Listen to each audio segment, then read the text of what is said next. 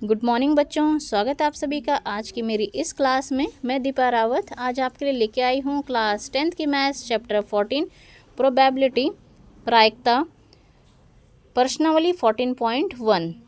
इससे पहले बच्चों हम प्रोबेबिलिटी का इंट्रोडक्टरी पार्ट कर चुके हैं, तो आज हम करने वाले हैं प्रश्नावली 14.1 इसके क्वेश्चंस। क्वेश्चन नंबर फर्स्ट है आपके पास, निम्नलिखित कथनों को पूरा कीजिए। यानी कि आपके पास फिल इन द ब्लैंक्स आपको दिए हैं इसमें। ये क्वेश्चन आपके पास फिल इन द ब्लैंक्स के फॉर्म में भी आ सकता है या ऑप्शन के फॉर्म में भी आ सकता है, ऑप्शनल क्वेश्चन के फॉर्म में, यानी कि 1 मार्क्स का क्वेश्चन यहाँ से बनता है। तो डिस्कस करते हैं। फर्स्ट पार्ट इसका, घटना ई की प्रायिकता प्लस घटना ई नहीं की प्रायिकता कितनी होगी। कोई घटना घटित हो सकती है, यानी कि उसकी प्रोबेबिलिटी क्या है, बिल्कुल घटना घटित हो रही है 1, और जो घटना घटित नहीं हो रही है 0, यानी कि 1 + 0 कितना हो जाएगा, आपके पास आंसर आ जाएगा 1। सेकेंड पार्ट में है, उस घटना की प्रायिकता जो घटित नहीं हो सकती। कोई घटना घटित ही नहीं हो सकती है, उसकी क्या प्रायिकता हो जाएगी, 0। ऐसी घटना को हम क्या कहेंगे, असंभव घटना। जो घटना घटित ही नहीं हो पा रही है उसको हम कहेंगे असंभव, यानी कि इम्पॉसिबल इवेंट हो जाएगा ये। अगला है आपके पास थर्ड पार्ट, उस घटना की प्रायिकता जिसका घटित होना निश्चित है। कोई घटना घटित हो रही है, बिल्कुल श्योर इवेंट है, यानी कि उसकी हो जाएगी प्रोबेबिलिटी प्रायिकता 1, और ऐसी घटना को हम कहते हैं संभव घटना या संभव कहलाती है। ठीक है। इसका फोर्थ पार्ट है, किसी प्रयोग की सभी प्रारंभिक घटनाओं की प्रायिकता का योग। टोटल प्रोबेबिलिटी कितनी हो सकती है किसी भी घटना के घटित होने की, सबको जोड़ करके टोटल। ठीक है, तो मैक्सिमम क्या हो सकती है, ये 1 से ज़्यादा ये कभी नहीं हो सकती, 1 से अधिक ये नहीं होगी। फिफ्थ पार्ट है इसका, किसी घटना की प्रायिकता किस किस रेंज में आती है, 0 से बड़ी होगी और 1 से छोटी होगी। यानी कि किसी घटना की प्रायिकता 0 से बड़ी या उसके बराबर तथा 1 से छोटी या उसके बराबर हो सकती है, यानी कि 0 से और 1 के रेंज में ये जाएगा, कम से कम 0 और लास्ट में ये 1, इसकी लिमिट ये है। अब आपके पास एक वर्ड आएगा बेटा इसमें, इक्वली लाइकली आउटकम्स, यानी कि समप्रायिक घटना। सम मतलब इक्वल और प्रायिक मतलब प्रोबेबिलिटी। कोई घटना जिस केस में 50-50 चांसेस होते हैं, है ना, तो उसको हम कहते हैं इक्वली लाइकली आउटकम्स। समप्रायिक घटना, हम ऐसी घटना को बोलते हैं। इस वर्ड का आगे यूज़ होने वाला है, इसलिए मैंने थोड़ा इस वर्ड को डिस्कस किया यहाँ पर। अगली चीज़ है आपके पास क्वेश्चन नंबर 2। ये कह रहा है कि निम्नलिखित प्रयोगों में से किन किन प्रयोगों के परिणाम समप्रायिक हैं। ठीक है, आपको बताना है कि इक्वली लाइकली आउटकम्स किन किन घटनाओं के हैं इसमें। फर्स्ट पार्ट है, एक ड्राइवर कार चलाने का प्रयत्न करता है। कार चलना प्रारंभ हो जाती है या कार चलना प्रारंभ नहीं होती है। कोई कोशिश कर रहा है, श्योर नहीं है कि कार चलेगी या नहीं चलेगी, यानी कि 50-50% चांसेस हैं, तो ऐसी घटना को हम कहते हैं समप्रायिक घटना, ये इक्वली लाइकली आउटकम्स। ठीक है। अगला है इसका सेकंड पार्ट, एक खिलाड़ी बॉल को बास्केट में डालने का प्रयत्न करती है।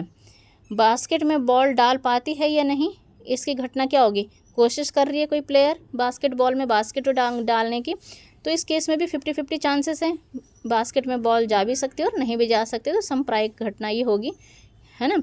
थर्ड में है, एक सत्य असत्य प्रश्न का अनुमान लगाया जाता है। उसका आंसर बच्चे को भी नहीं पता कि वो सही राइट रॉन्ग कौन सा कर रहा है, जस्ट तुक्का मार रहा है, तो क्या है 50% तो सही भी हो सकता है, 50% तो गलत भी हो सकता है, तो ऐसी घटना को हम कहते हैं समप्रायिक घटना। फोर्थ पार्ट में है, एक बच्चे का जन्म होता है, वह लड़का है या लड़की, अनुमान लगाया जा सकता है, 50-50 चांसेस हैं कि लड़का भी हो सकता है लड़की भी हो सकती है, उस केस में हम कहेंगे कैसी घटना है, समप्रायिक घटना है। ठीक। अब आता है आपके पास क्वेश्चन नंबर थर्ड क्वेश्चन में है, फुटबॉल का खेल प्रारंभ करते समय यह निर्णय लेने के लिए कौन सी टीम पहले खेलेगी, इसके लिए सिक्का उछालना एक न्याय संगत विधि क्यों माना जाता है। कोई भी मैच हो रहा है क्रिकेट का या फुटबॉल का, पहले एक सिक्का टॉस किया जाता है कि कौन सी टीम पहले खेलेगी, तो ये कैसी घटना है, समप्रायिक घटना है ना। न्याय संगत है इसीलिए क्योंकि 50% पहली टीम के भी चांसेस और 50% दूसरी टीम के भी चांसेस है कि वो टॉस जीत जाए, तो न्याय संगत है ना। आ रही बात समझ में, तो इतना सिंपल सा ये है। इसके बाद है आपके पास क्वेश्चन नंबर 4। ये भी इम्पॉर्टेंट क्वेश्चन है और ये भी इस केस में आता है, ये ऑप्शन में आ सकता है, निम्नलिखित में से कौन सी संख्या किसी घटना की प्रायिकता नहीं हो सकती। इनमें से आपको ऑप्शंस दे रखे हैं कि कौन सी किसी घटना की प्रायिकता नहीं हो सकती, 2/3, -1.5 या 15% या 0.5। देखो सबसे पहले तो यहीं से पता चल रहा है हमें कि नेगेटिव है यहाँ पर। पहला क्या है? नेगेटिव, क्योंकि कोई भी प्रायिकता क्या नहीं हो सकती? नेगेटिव या ऋणात्मक नहीं हो सकती है।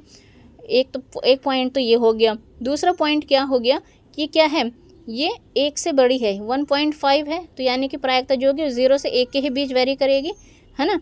तो यानी कि वाला आंसर हमारा राइट हो जाएगा यहाँ पे कि ये नहीं हो सकता है। ठीक है, अगला क्वेश्चन, ये भी इंपॉर्टेंट क्वेश्चन है, बहुत बार रिपीट होता है। और यदि पीई किसी घटना की प्रायिकता 0.05 है, कोई घटना घटित होने की संभावना क्या है? 0.05 है, तो ई यानी कि ई नहीं की प्रायिकता, ई नहीं यानी कि ई कॉम्प्लीमेंट्री या ई बार की प्रायिकता क्या है? तो हमें ये ज्ञात है कि पीई आपको दी है, किसी घटना की प्रायिकता कितनी दी है? 0.05। और हम जानते हैं कि जो किसी घटना की प्रायिकता प्लस उसके घटित न होने की प्रायिकता का सूत्र क्या है? Equal to 1। अभी हमने किया था ना, किसी घटना के घटित होने की और उसके नहीं घटित होने की प्रायिकता कितनी होती है? 1, है ना। तो यानी कि PE plus PE complementary equal to 1। हमें क्या निकालना है? पीई कॉम्प्लीमेंट्री निकालना है। तो पीई कॉम्प्लीमेंट्री या PE bar equal to 1 minus p. तो 1 माइनस पी की वैल्यू क्या दी है आपके पास? 0.05 दी है, तो 1 माइनस 0.05 करेंगे तो आंसर आ जाएगा आपके पास 0.95। इसको आप माइनस ढंग से करना, कई बच्चे 0.5 आंसर लिख के आते हैं, है ना, तो यानी कि सब्ट्रैक्शन गलत करते हैं। तो क्या आपको सब्ट्रैक्शन भी क्या करना है? ढंग से करना है। 1 में से माइनस कर रहे हैं 0.05, तो आंसर आना चाहिए 0.95। तो ये अभी तक इतने क्वेश्चन हमने यहाँ पे डिस्कस कर लिए, क्वेश्चन नंबर 5 तक। अगली वीडियो में हम नेक्स्ट क्वेश्चन डिस्कस करेंगे। तब तक आप इस वीडियो को देखिए और समझिए। Thanks for watching.